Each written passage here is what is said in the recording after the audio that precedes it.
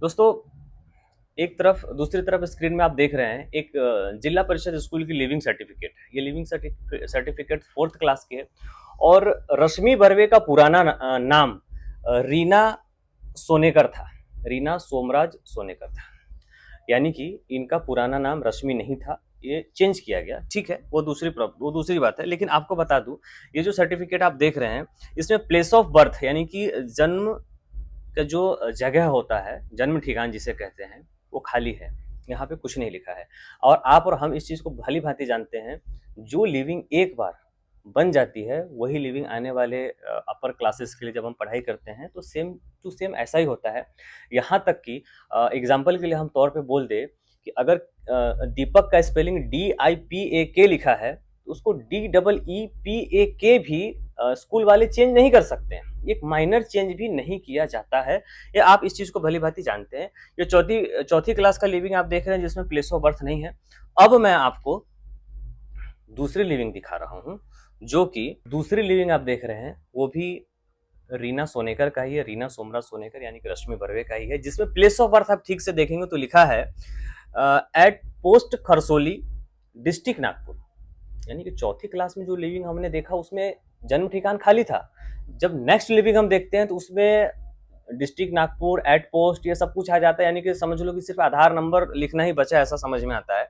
यानी कि ऐसा होता नहीं है, इस चीज को आप समझते हैं। अब हम तीसरी लिविंग की बात करते हैं जो 10th क्लास की थी, वो हम आपको दिखा रहे हैं। दो लिविंग में आप फर्क स्क्रीन पे साफ साफ देख पा रहे हैं। एक चौथी क्लास जिनमें प्लेस ऑफ बर्थ यानी कि जन्म ठिकान नहीं लिखा था। अब हम लिविंग दिखा रहे हैं उसमें प्लेस ऑफ बर्थ आ गया, एट पोस्ट, डिस्ट्रिक्ट दोनों आ जाता है। अब हम आपको तीसरी लिविंग दिखाते हैं। अब स्क्रीन पे तीसरी लिविंग आप देख पा रहे हैं, ये 12th की है और इसमें प्लेस ऑफ बर्थ क्या है, सिर्फ खरसोली लिखा हुआ है, यहाँ से डिस्ट्रिक्ट गायब हो जाता है।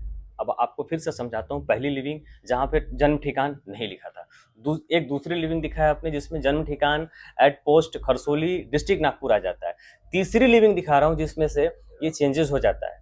यानी कि आप समझ सकते हैं कि किस तरीके से ये चेंजेस हुआ है। जो कि तीसरी लिविंग जो आप देख पा रहे हैं वो अलग है। यानी कि तीनों लिविंग अलग अलग तरीके से जन्म ठिकान, प्लेस ऑफ बर्थ डाला गया है। जो कि अगर आप पढ़े लिखे हैं तो इतना तो समझते हैं कि इस तरीके के चेंजेस नहीं किया जाता है किसी भी स्कूल में, लेकिन ऐसा किया गया है और यही से सबसे बड़ा गेम शुरू होता है। दोस्तों, आपको तो मैंने TC वाला बताया, उसके बाद मैं शादी का बताने जा रहा हूँ। लेकिन इनकी शादी कैसे हो और क्या गलत क्या सही डॉक्यूमेंट्स वो बता रहा हूँ। लेकिन उससे पहले आपको बता दूं, इसके बाद जो हम एपिसोड आप तक बताने वाले हैं उसमें बताएंगे किस तरीके से रश्मि बर्वे के जो पूर्वज हैं, ग्रैंडफादर्स हैं, आजोबा जिसे कहते हैं, वो किस तरीके से चेंज हो जाते हैं। यानी कि इन्होंने जो डॉक्यूमेंट्स दिया है उसमें अपने पूर्वजों के नाम ही बदल दिए जिनका इनसे कोई वास्ता नहीं, और वास्ता है तो ऐसे लोगों का डेथ सर्टिफिकेट भी लगाया गया है जिनके छोटे छोटे बच्चे हैं और आज वो जिंदा भी है। वो आने वाले अगले एपिसोड में बताएंगे। लेकिन उससे पहले हम आपको इनकी शादी के बारे में बताते हैं।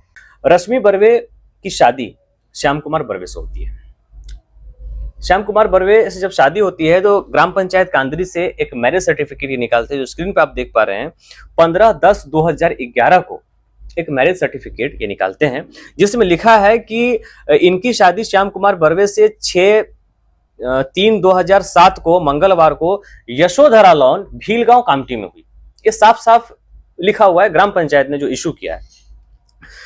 अब आपको पता होगा कि जब हम मैरिज सर्टिफिकेट निकालते हैं तो एक एफिडेविट, गवर्नमेंट को शपथ पत्र, जो हम सच बोल रहे हैं वो देना पड़ता है स्टैम्प पेपर पे। लेकिन मैरिज सर्टिफिकेट के पहले हमें डॉक्यूमेंट्स जमा करना होता है ग्राम पंचायत में, उसके बाद हमें ग्राम पंचायत की तरफ से संबंधित डॉक्यूमेंट्स या सर्टिफिकेशन हमें प्राप्त होते हैं।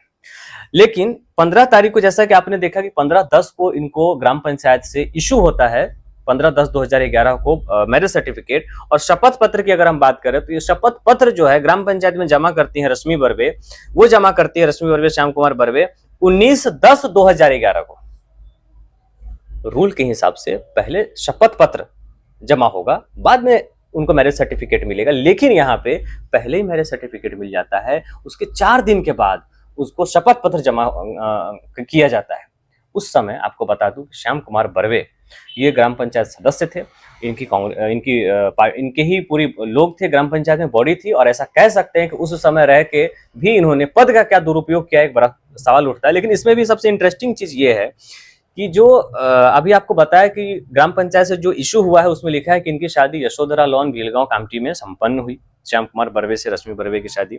जो शपथ पत्र बनाया जाता है उसमें लिखा गया है की श्री श्याम कुमार दौलत बर्वे यांच्याशी जयदुर्गा मंगल कार्यालयात कांद्री येथे संपन्न झाले। शपथ पत्र में बताया जाता है कि उनकी शादी जयदुर्गा मंगल कार्यालय कांद्री में हुई, लेकिन जो मैरिज सर्टिफिकेट ग्राम पंचायत से आता है, डेट पहले ही आ जाता है, उसमें लिखा गया कि इनकी शादी भीलगांव पे हुई। क्या एक ही व्यक्ति दो अलग अलग कम से कम 15 किलोमीटर 10 किलोमीटर का डिफरेंस है दोनों लोकेशन में, क्या एक ही दिन एक ही व्यक्ति एक ही लड़का और लड़की दो जगह शादी कैसे कर सकते हैं? ये अपने आप में एक बड़ा सवाल है। ये सोचने वाली बात है कि क्या इस तरीके की कितने डॉक्यूमेंट्स ऐसे हैं जो गलत है, फेक है, और प्रूफ के साथ मैं आपको दे रहा हूं। और मैं चैलेंज है कि ये सारे डॉक्यूमेंट्स अवेलेबल है, स्क्रीन पर देख पा रहे हैं और सच है। और इसी ऐसे कई कारण जिसकी वजह से इनका फॉर्म कटा, लेकिन बार बार जाके गांव वालों में गांव में जाके वो करना कि न्यायपालिका ने ऐसा किया, जानबूझ के ऐसा किया, ये अपने आप में न्यायपालिका का अपमान किया जा रहा है। और जो सच है वो हम आपको स्क्रीन पे दिखा रहे हैं। अगले सच के साथ फिर हाजिर होंगे। ऐसे कई ऐसे सच हैं जो आप शायद चौंक जाएंगे।